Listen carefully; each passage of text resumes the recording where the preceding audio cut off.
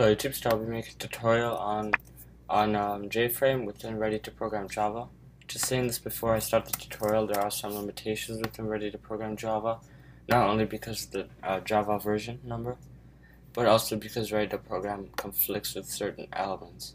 So because we're using JFrame, we do not in fact need the HSA console library, so we're just going to take that out right now. Take out the class constructor and everything. And we're just going to keep one method and we're going to call it test. So now that we have this, and we have our class from the previous tutorial, I'll keep it named loading, we'll begin. So the first thing you want to do is you want to import the files required. So that will be known as importing javax.swing.asterisk. And this will import all the files required to use JFrame. So let's just run this and see what happens. Nothing happens, execution finished. So inside here we need to actually use this. So in order to do this, we're going to type in extends JFrame. Essentially what this does, and again it still does nothing, but when it closes, it inherits all of the methods within the JFrame. So we can directly call JFrame. So this might seem confusing, but I'll do it right now. So say I want to I make inside my class constructor public loading. I want to call the window hello world, set visible true, and here we have a small window called hello world, like that. But if I don't extend JFrame, it's going to give an error. So before extend JFrame, I actually have to create an object of JFrame, and then I have to say equals new JFrame, and then inside here say hello world, to call the constructor, and then here you have to do t dot set visible, and then now it'll work the same way. So now reverting back to how it was before, we're going to extend JFrame. Now this might be confusing, but I hope you understand. Essentially JFrame provides like a window functionality. It's different from HSA.console and it's a little bit more complicated. So essentially what we do with the super command is we call the constructor, so something like this within JFrame, and the constructor is overloaded. So in case you didn't watch my overloaded method, it has a different parameter passes inside here, for example string hi or whatever.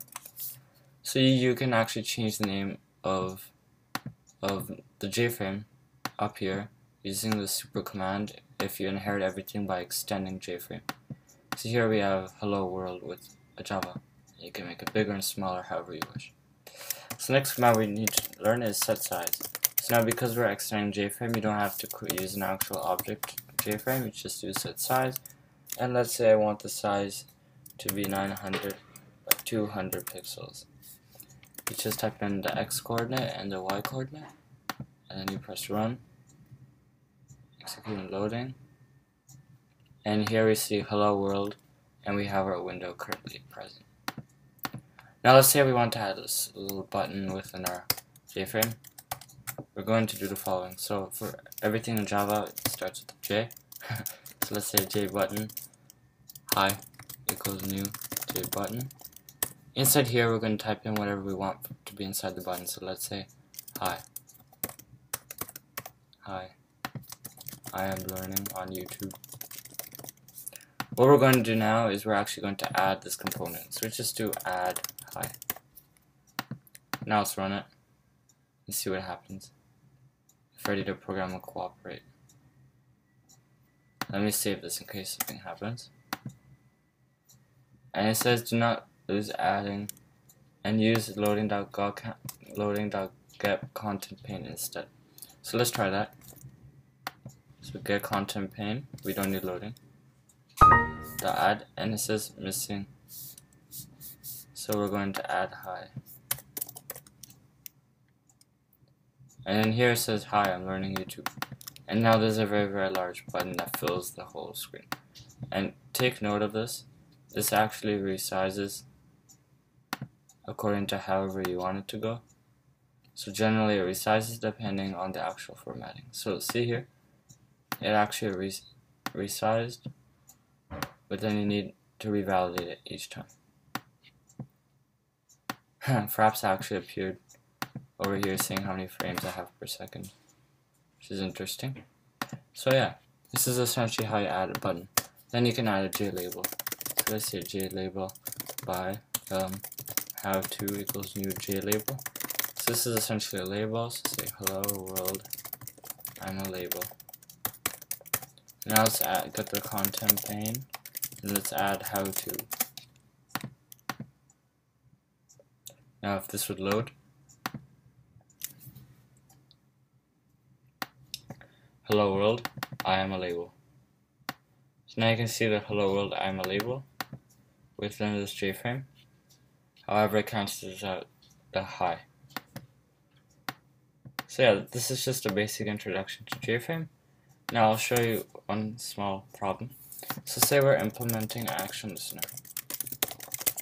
So essentially this is used for actions to do something once you press a button. So let's say hi.add ActionListener. This.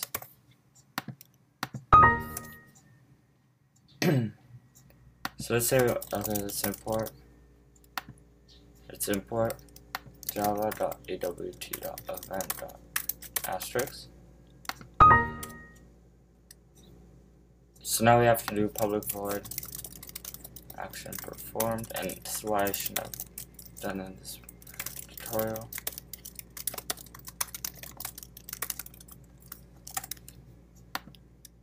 Okay, so pretty much what I did, and this may be confusing, but so you basically add an action listener in case the user clicks on the button. So we're going to take this out.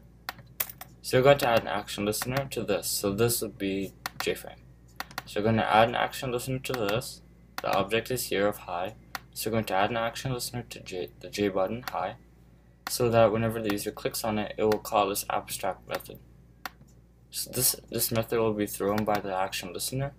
So you always need to include this method even if you never use it.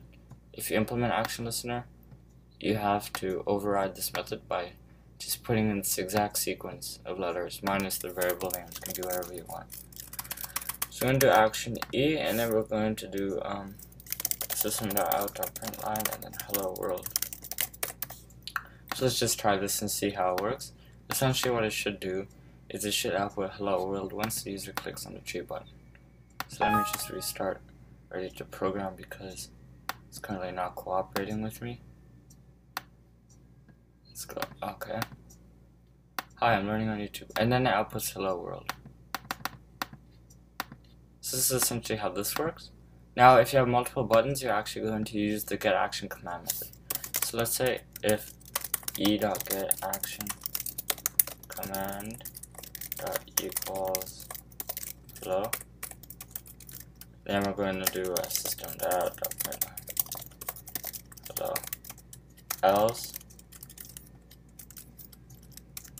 system.out.println by.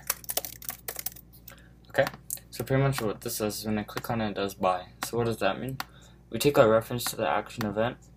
I'm going to do e dot, so that's a reference, and then this method getAction command will return a string with whatever you're reading. So inside here, if you click on this button, it will return this string, hi, I'm learning on YouTube. So we're basically checking, is it equal to hello? So say we had a hello button, it would check to this, and if that was the answer, then it would output hello. If not, then it output by. So this is essentially just an introduction on JFrame. I hope you guys enjoyed this tutorial.